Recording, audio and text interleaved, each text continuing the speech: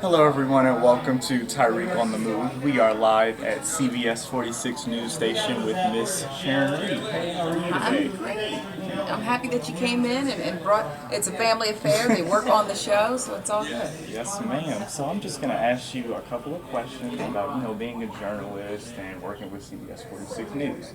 So first off, I want to know what inspired you to become a journalist?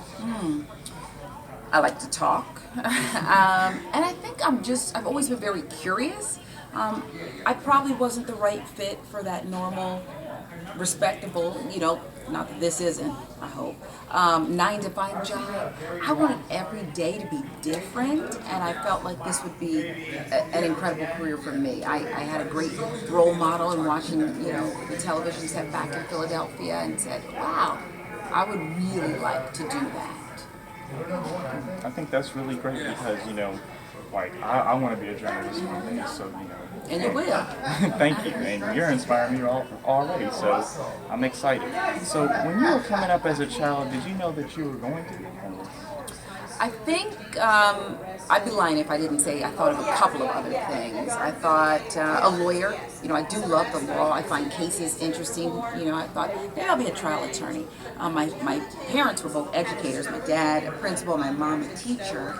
But I wasn't necessarily going to go in that direction. The only other thing I thought of was maybe an orthodontist. And then I learned, you got to go to a lot of school for that. So once this kind of came into my mind, I said, that's it. That's hitting on everything. That it's like an extension of who I am.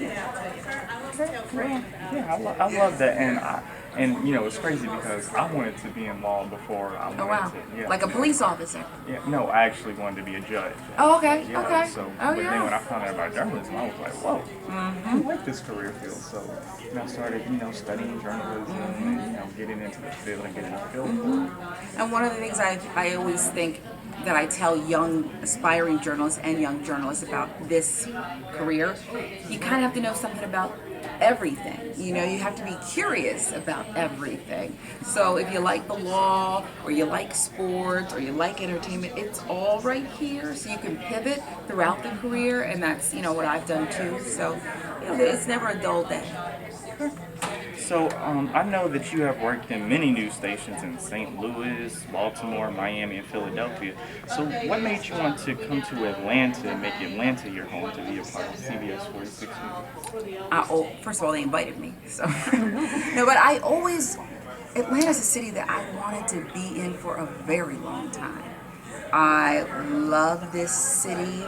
I love what's going on here, the growth factor.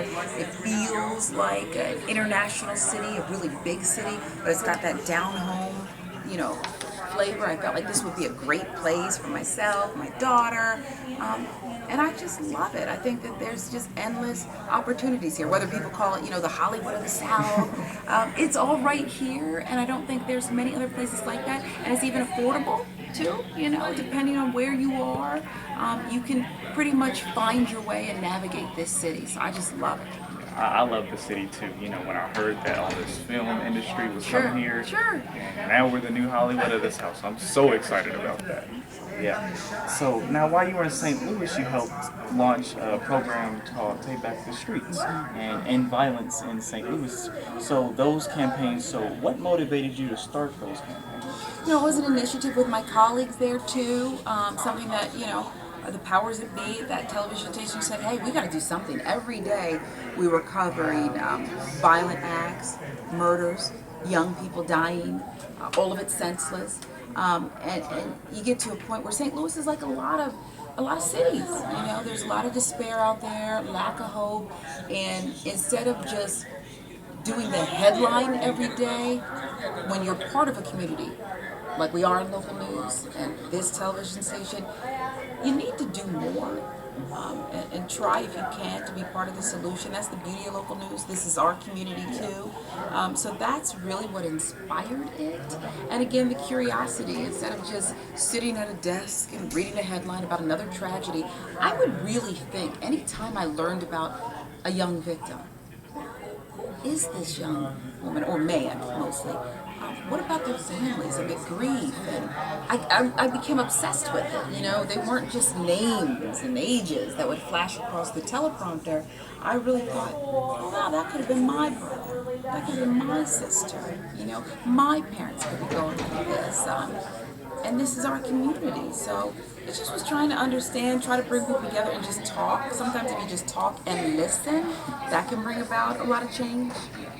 Yeah, that's really true. You know, sometimes not so much talk. You gotta listen. Gotta listen. And that's one of the things as a journalist, I had a veteran journalist tell me early on, if you listen more than you talk, your interviews will be incredible. Definitely take that advice. He was right. Tim Blake. So what advice would you give to someone who's looking to go into your career? Never give up. No matter what somebody tells you, it's difficult to get. You know, there's only a few jobs in front of the camera. That's the way it is. Create your own content now too, like you're doing. I didn't do this. You know, you're 16 years old. You have your own show, a real show. So create your own content. Never give up. You have supportive parents who are on your crew, but even if they weren't, you know who you are. Don't ever give up. Okay, don't ever give up. I like that. Yes, because I know a lot of people, you know, they want to do something, but then, you know, they tend to give up. Oh, it's too hard. Discouraged. And, but you can't let other people discourage you, because you're gonna have people that tell you, oh, you're not gonna be that, or you can't do this. But you're not supposed to listen to that. And if it were easy, you know, to do this, would you really want it? You know, what is that gratifying? No, I want to work for it. I want to create and do my thing. I love being part of a team, but that's why I say no matter what, and that's just the personality I am, I'll never give up. Never. I like that. So now you are absolutely a phenomenal news anchor, and I know when it comes. What did you say? I didn't quite hear you. Phenomenal news anchor. I appreciate it. You're welcome. So when it comes to speaking on television, I know lots of people tend to use filler words like or whatever. So like, is there like a strategy that media personalities like you and I can, you know, maybe use to overcome filler words? You know, I think because I've been doing it long enough that once the tally light goes on out there, I instinctively know to button up. But the truth is, I decided a long time ago, I'm just going to be me. And I think that that authenticity translates through the screen, and that people at home really get a sense of who you are. So no, we don't want to say, you know, those kinds of things on TV. But I do think there's a trend in journalism now. And I kind of have a strong delivery, so I struggle with this too. But I've done it both ways. There's a trend in journalism now to just be more conversational. You know, people at home, they know how the sausage is made. They know what's going on here. They've seen it all by this time. So if you just kind of let them in, relax, and be yourself, that way you don't have to pretend you're anybody else. You could, if you're going to fail, you fail as yourself. If you're going to win and succeed, you're going to do that as yourself too. You know, and that was always the way I tried to think about it. Yeah, I really like that because, you know, like I sometimes struggle with it, but you know, sometimes you just gotta, you know, relax and just take time to think about it, you know, so that way you can eliminate those filler words and be a better journalist. And the other thing is, we're human, and people at home expect us to be human. Not perfect, because they're human too. So when you make a mistake, don't punish yourself. Move on, you know, and that way the audience isn't uncomfortable, and neither are you. Just be human. They'll accept it. You know, it's when you're trying to put on something that you're not that people can smell that a mile away. Yeah, they can smell it, and it stinks. Yeah, so you know, I asked you about the filler words. Now, you know, I know when you all do news, there's a teleprompter. So has that ever went out on you before? And All the time. But that's, you know, I like, do we want the prompter to go out? No. But the truth is, that's what we're paid to do. That's why we're here.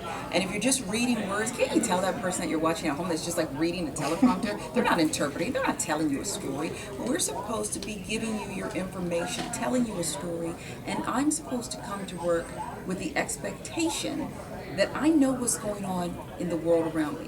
What I don't know, I should be able to turn to my producer, writer, someone, or find the information myself. Ask the right questions. Be curious. So when the prompter goes down, you're not shell-shocked. You don't have to toss to a commercial break. you should know enough to take a deep breath, gather yourself, and figure it out. It'll come back, but that's why you are paid to be here, to do that job.